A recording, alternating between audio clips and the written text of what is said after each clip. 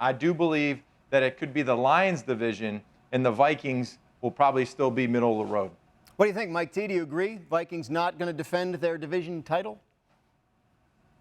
I think they're the third best team behind Green Bay and Detroit. And when you look at the offseason, talked about some of the guys they've lost, but they also lost Zadarius Smith, who a talented pass rusher. Kirk Cousins going to the last year of his deal.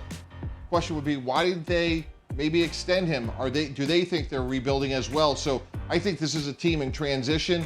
And I thought the Dalvin Cook move, when they let him go late in the offseason, spoke volumes to me of maybe where they thought they were. And this is a team, to me, that is probably looking forward and saying, hey, where can we be in a year or two?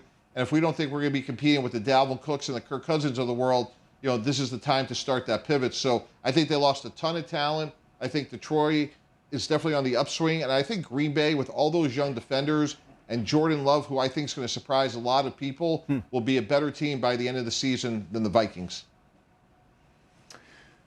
Yeah, I think the Lions with Dan Campbell, I feel like with Dan Campbell as their head coach last year, you saw the transition and the confidence that this team was starting to build. And everyone can laugh about it, about Dan Campbell and his biting of the kneecaps, and we're going to be tough and physical, and the veins coming out of his neck every time he talks like a wrestler.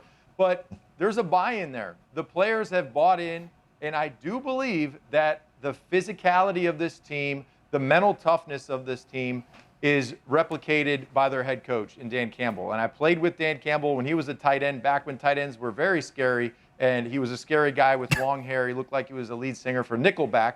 But again, he is a great head coach, and I do believe the Lions will be a very tough physical football team this season. Yeah, look, the last time the Lions won the division, I was in college. I now have a son who is in college. So I kind of got to see it, but I agree with you guys. They look really good. The way they finished the season last year really deserves to be respected and says a lot about them going forward. But either the Vikings or the Packers have won this division in 11 of the last 12 seasons. So, Mike T, the Packers, you're not writing them off yet, right?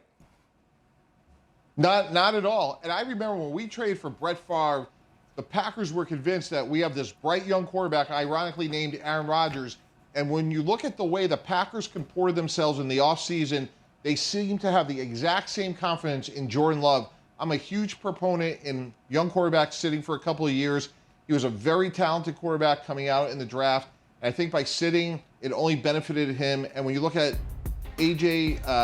Dillon, Aaron Jones, two young receivers in Christian Watson and Romeo Doubs, and that defense is loaded. They're young and they're talented. I think this is a team that's going to surprise a lot of competitors in the NFC North, and I think by the end of the season, they will clearly be the second best team behind Detroit and surpass Minnesota.